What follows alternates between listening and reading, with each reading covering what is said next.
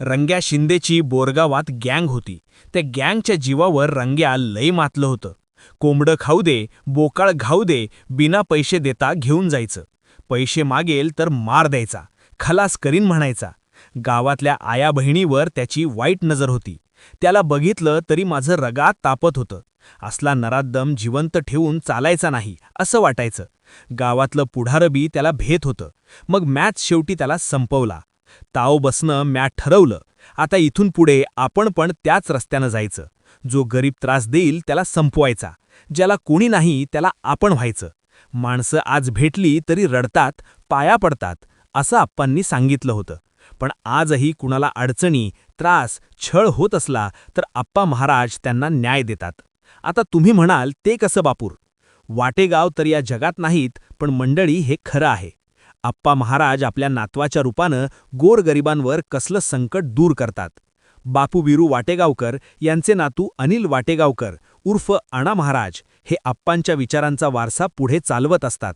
म्हणून तर म्हणलं, आप्पांची दहशत अजून कायम आहे. मंडळी, या व्हिडिओमधून आपण बापू बिरू वाटेगावकर यांचे नातू अनिल वाटेगावकर उर्फ अण्णा महाराज यांनी आप्पा महाराजांच्या विचारांचा वारसा कसा सुरू ठेवलाय यावर बोलणार आहोत. नमस्कार, मी सचिन आणि तुम्ही पाहताय मानदेश प्राईम.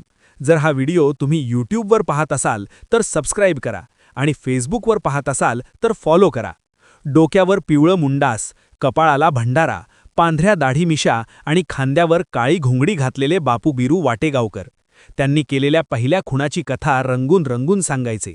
हे व्हिडिओ यूट्यूब आणि फेसबुकवर लोकांनी हजारो वेळा पाहिले. त्यांच्या मृत्यूनंतर हे व्हिडिओ पुन्हा पुन्हा पाहिले गेले होते.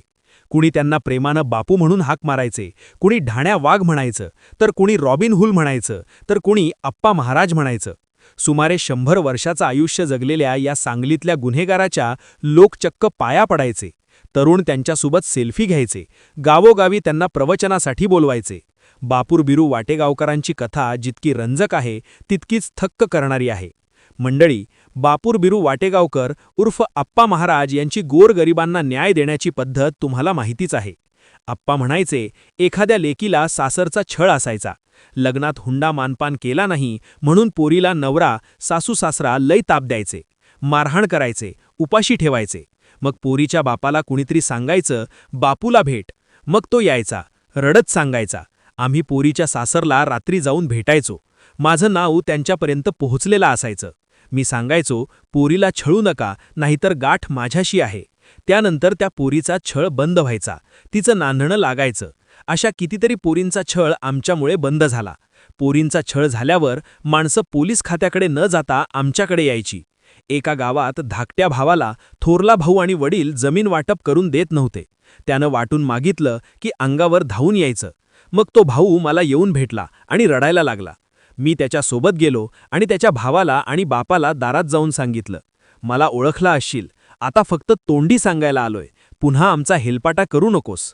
आम्ही तिथून हल्लो आणि त्याच दिवशी बापानं त्या पोराला जमीन वाटून दिली. असे किस्से आप्पा सांगायचे.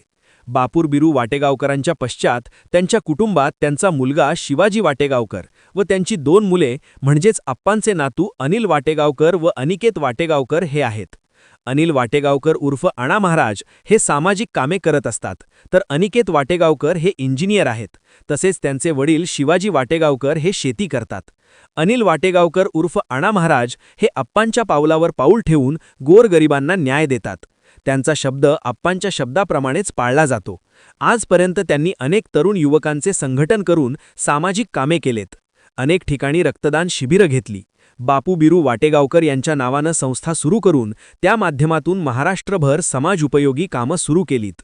आम्ही त्यांना फोन करून विचारलं की आप्पा महाराजांचा जसा जनता दरबार भरायचा, त्यामध्ये अनेक लोकांच्या अडचणी दूर व्हायच्या, तसा आजही जनता दरबार भरतो का? त्यांनी उत्तर दिलं की जनता दरबार भरत नाही, पण लोक फोन करून अडीअडचणी सांगत असतात, भेट घेतात आणि मी त्यांना योग्य मार्गदर्शन करतो.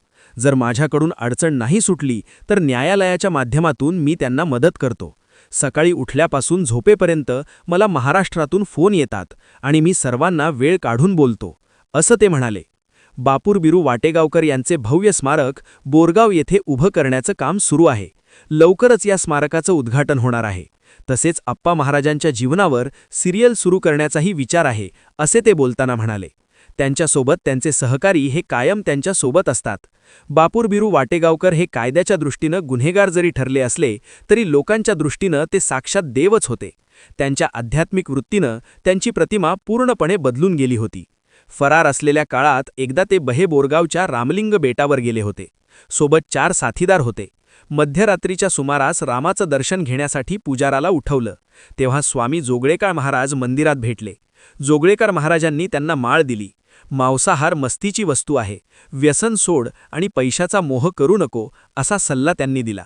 यानंतर त्यांनी मांसाहार आणि व्यसन केलेच नाही. जन्मठेपेच्या काळात आध्यात्मिक वृत्ती आणखी वाढली. अभंग तोंडपाठ झाले. गुन्हेगारी वृत्तीच्या लोकांची संगत सुटली. तुरुंगातून बाहेर पडल्यानंतर त्यांच्यात अंतर्बाह्य बदल झाला होता. गावोगावी प्रवचनं देऊ लागले. खून केलेल्या गुंडांचे कारनामे सांगून त्यांनी समाजात स्वतःबद्दल सहानुभूती निर्माण केली होती. अन्यायाविरोधात लढणारा ढाण्या वाघ अशी त्यांची प्रतिमा निर्माण झाली होती. वयाच्या 96व्या वर्षी 16 जानेवारीला हा सारा थरारपट संपला.